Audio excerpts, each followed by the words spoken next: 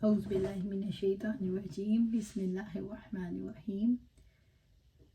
حارث بن وہب رضی اللہ تعالیٰ عنہ سے روایت ہے، انہوں نے کہا،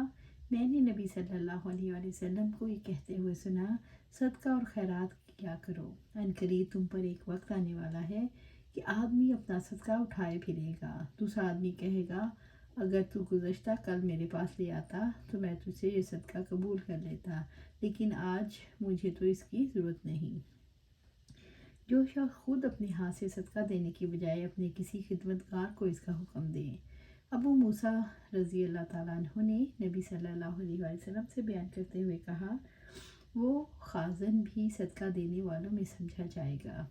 عائشہ رضی اللہ تعالیٰ عنہ سے روایت ہے، انہوں نے کہا، نبی صلی اللہ علیہ وسلم نے فرمایا، جب کوئی عورت اپنے گھر کی اشیاء خورد و نوش سے خیرات کرے اور اس کی نیت گھر کو اجاڑنے کی نہ ہو تو اس کو خیرات کرنے کا ثواب ہوگا، اس کے شوہر کی کمائی کرنے کا اجر ملے گا، اور خزانچی کا بھی یہی حکم ہے، ان میں سے کوئی بھی دوسرے کے ثواب میں کمی کا باعث نہیں ہوگا۔ صدقہ وہی ہے جس کے بعد بھی آدمی غنی رہے، جو خود محتاج ہو یا اس کے اہل و عیال ضرورت مند ہوں یا اس پر قرض ہو تو صدقے غلام کو آزادی دینے اور ہبہ وغیرہ سے بہتر ہے۔ پہلے قرض ادا کیا جائے، یہ چیزیں اس کو واپس کی جائیں، اسے حق نہیں پہنچتا کہ وہ صدقے کے بہانے لوگوں کے مال ضائع کرے۔ نبی صلی اللہ علیہ وسلم کا ارشاد گرامی ہے، جو لوگوں سے مال لے کر اسے تلف کرنا چاہتا ہے اللہ اسے تلف کر دے گا، الا یہ کہ جو شخص صبر میں مشہور ہو اور دوسروں کو اپنی ذات پر ترجیح دیتا ہو اگرچہ اسے خود ضرورت ہو، جیسا کہ ابو بکر رضی اللہ عنہ کی ذات گرامی ہے، انہوں نے اپنا سارا مال صدقہ کر دیا، اور اسی طرح انصار نے مہاجرین کو اپنے اوپر ترجیح دی۔ اس کے علاوہ نبی صلی اللہ علیہ وسلم نے مال ضائع کرنے سے منع فرمایا ہے، اس بنا پر کہ کسی شخص کو یہ اجازت نہیں دی جا سکتی وہ صدقہ خیرات کرنے کے بہانے لوگوں کے مال ضائع کرے۔ کعب بن مالک رضی اللہ تعالیٰ عنہ نے عرض کیا،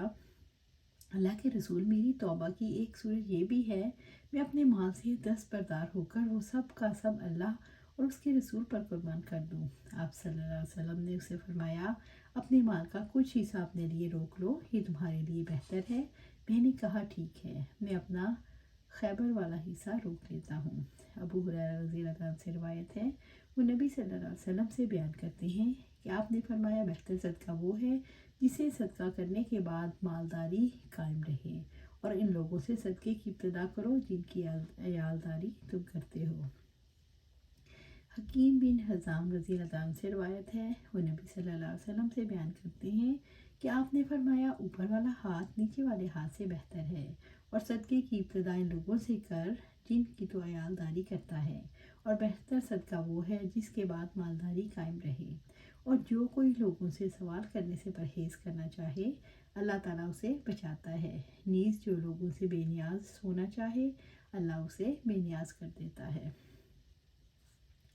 حضرت وہب سے روایت ہے، وہ ہشام سے بیان کرتے ہیں، انہوں نے اپنے باپ سے اور وہ حضرت ابو ہریرہ رضی اللہ عنہ سے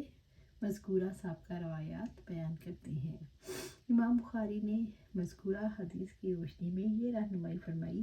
انسان کے لیے صدقہ و خیرات کرنا اسی وقت سود مند ہے جب وہ شرعی حدود کو پیش نظر رکھے۔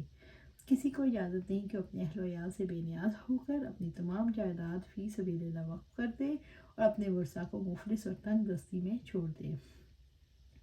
ایسا کرنے سے ورثہ کی حق تلفی ہوگی۔ ہاں، اگر کوئی ابوبکر رضی اللہ عنہ جیسا صابر اور شاکر مسلمان ہو تو اس کے لیے زیادہ سے زیادہ ایثار پیش کرنا جائز ہوگا، مگر آج کل ایسی مثالیں ڈھونڈنے سے بھی نہیں ملتی۔ اللہ سبحانہ تعالیٰ سے دعا ہے، اللہ ہمیں قرآن و سنت پر عمل کرنے کی توفیق دے اور اس پر جمع دے، آمین یا رب العالمین۔